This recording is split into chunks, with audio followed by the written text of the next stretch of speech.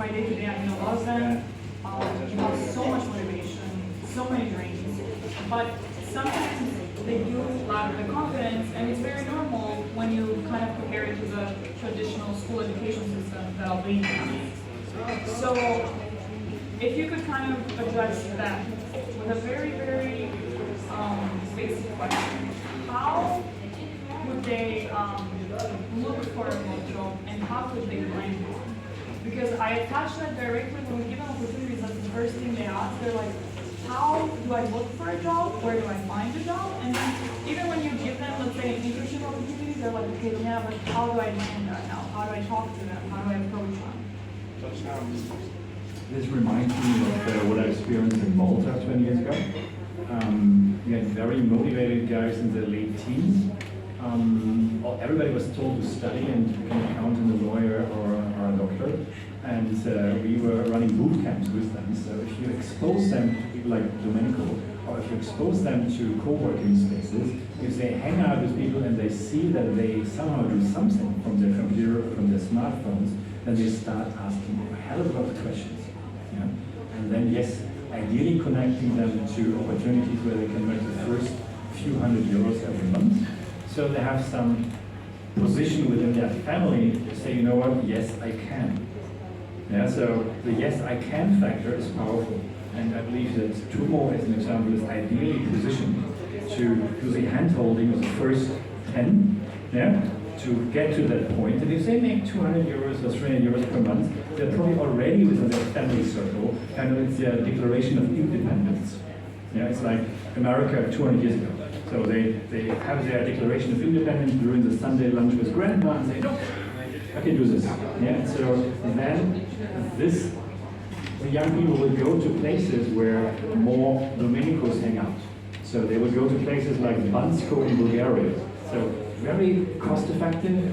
Yeah, so you can meet tons of people who do remote projects, remote businesses, and who hang out in places, in a small place with 10,000 inhabitants, or officially 8,000, and they can hang out with this co-working spaces and see which project they are doing.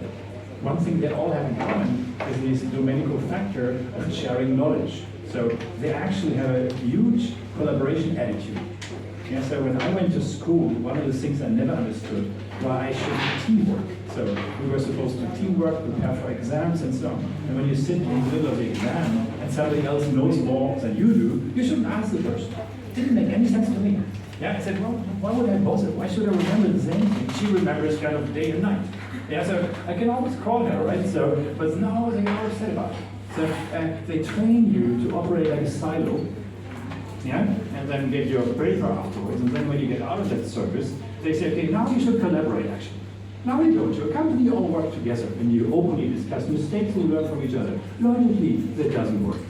Yeah, so this is the fundamental problem, and what you see with the Domenico attitude, with international people who work remotely, they love to share their knowledge. They're very collaborative, they're very open. It's a different breed of people who are not in this pissing contest of who knows more, maybe a little bit, but they are in general open to answer questions and to carry people along.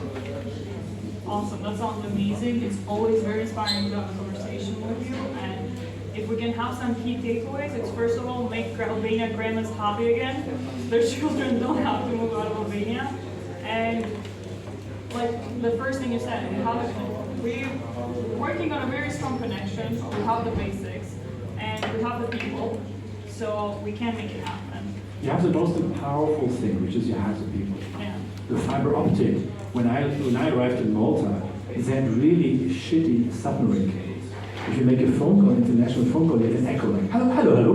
So, and what the fuck is this? So, 5 years down the line, they had fiber optic cables, which ample capacity, etc., digitalization, creative ideas about some fiscal models, legal models, online gaming. Wow, that became the European online gaming capital. It's now close to 20% of the GDP, directly and indirectly, and it's all based on digital businesses. This is why they have the same GDP as Albania, with 20% of the people. Awesome. All right, now we'll leave it open for any questions.